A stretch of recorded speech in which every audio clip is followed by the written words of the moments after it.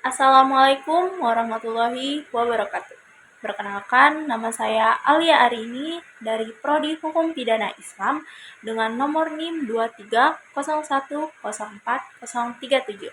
Di video ini, saya akan menjelaskan tentang hubungan kejahatan dengan norma-norma yang ada. Norma-norma itu mencakup norma agama, kebiasaan, dan moral. Jadi di video ini saya akan menjelaskan hubungan kejahatan dengan 3 norma tersebut. Hubungan kejahatan norma agama, hubungan kejahatan dengan kebiasaan, dan hubungan kejahatan dengan moral. Pertama, hubungan kejahatan dengan norma agama. Pelanggaran norma seringkali menjadi isu yang sensitif karena berhubungan langsung dengan keyakinan dan prinsip hidup yang dijunjung tinggi oleh banyak orang. Norma agama bertindak sebagai pedoman yang mengatur bagaimana umat beragama harus bertindak dan berperilaku dalam kehidupan sehari-hari sesuai dengan ajaran agama yang mereka anut. Pelanggaran norma agama terjadi ketika seseorang tidak menjalankan ajaran atau aturan yang ditetapkan dalam agama yang bisa berdampak buruk pada hubungan dengan Tuhan, sesama, dan dengan dirinya sendiri. Dalam praktiknya, banyak sekali penyalahgunaan agama yang berimplikasi pada kekerasan dan kerusakan.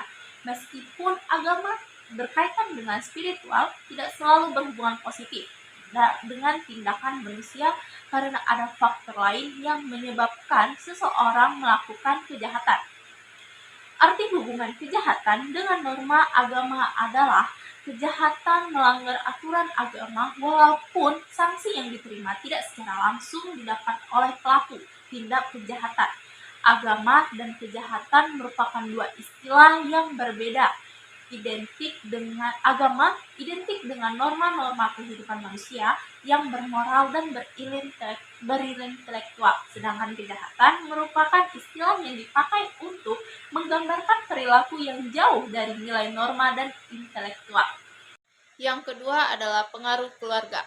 Perilaku kriminal orang tua bisa dengan mudah ditiru oleh anak-anak, terutama pada usia puber dan remaja yang belum stabil mentalnya, yang bisa meningkatkan risiko perilaku kriminal.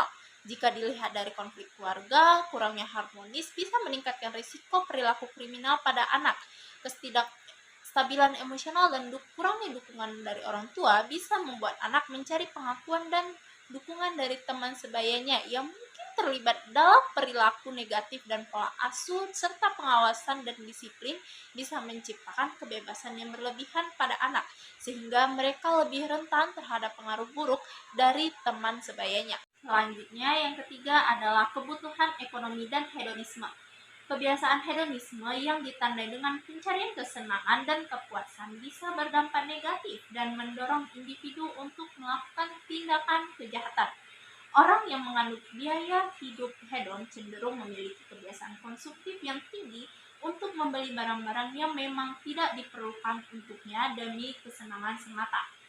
Gaya hedon juga menyebabkan seseorang melakukan korupsi, baik secara finansial dalam bentuk penyalahgunaan waktu dan sumber daya, serta egoisme yang membuat individu tersebut menjadi lebih egois dan kurang peduli terhadap orang lain. Terakhir, ada lingkungan yang tempat tinggal kurang penanaman moralitas dalam kehidupan bisa memicu tindakan kejahatan daerah yang tingkat pengawasannya rendah, seperti kawasan kumuh yang sering menjadi tempat sebagai kejahatan di mana individu merasa tidak terikat dengan norma sosial sehingga lebih mungkin untuk melakukan tindak kriminal.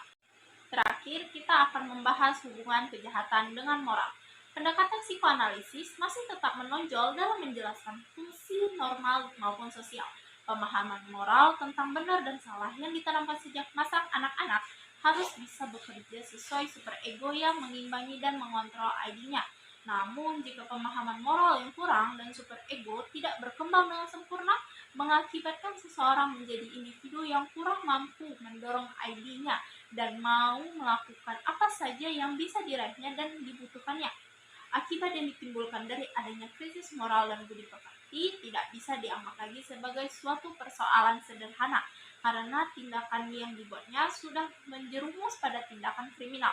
Pada dasarnya, moral merupakan rangkaian nilai tentang berbagai macam perilaku yang harus dipatuhi.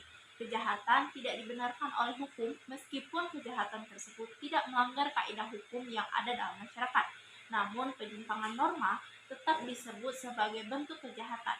Kejahatan tetaplah kejahatan, yang pasti membawa dampak merugikan bagi individu maupun kalangan masyarakat.